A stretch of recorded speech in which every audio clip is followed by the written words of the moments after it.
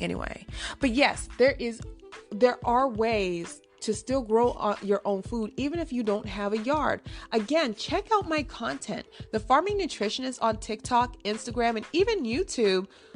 I got gardening content all over the place on what to do if you don't have a balcony, if you don't have a lot of space. I mean, that's the kind of stuff I'm actually posting on my TikTok and YouTube and Instagram. Go on ahead and check that out. The Farming Nutritionist on all three. Just check out my gardening journey there. But today I wanted to talk about something that I've touched on before, but I wanted to go more into depth about it. And that is this YOLO effect. I've been studying nutrition for like 3 years now.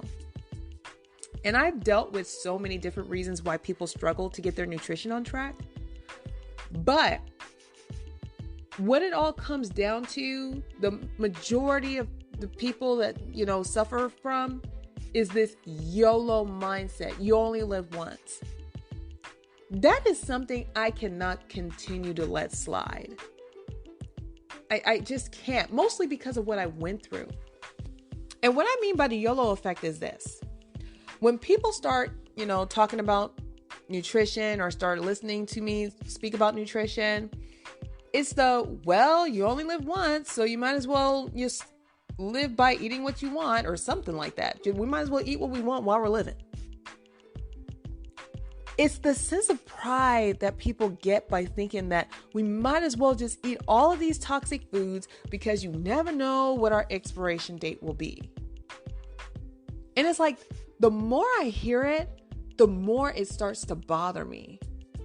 I couldn't quite figure out why until I was finally able to map out what it was. So let me tell y'all, when people say that, I can't help but to share with people that is the most selfish thing I've ever heard. It really is. Because it doesn't just affect you. Let me ask y'all something. Do y'all have someone who does hard drugs? Anybody? Because I certainly did. My mother was on drugs. That's why I grew up with a single father. But let me ask y'all something else. When a family member does drugs, whether it be by themselves or whatever, does it only just affect them? I mean, they only do it to themselves. So how in the world does it affect the whole family, right? We all know that's not how it works. When someone decides to do drugs, it doesn't just affect them. My mother was out there doing whatever she needed to get a high. Even though deep down she knew what she was doing wasn't right, but to her, it just felt so good and she needed it every single day. Oh, there were so many attempts to kick that habit. Yeah, there were many times. But it just kept calling her name, and it wasn't long until she would fall off. It would be back on the streets again.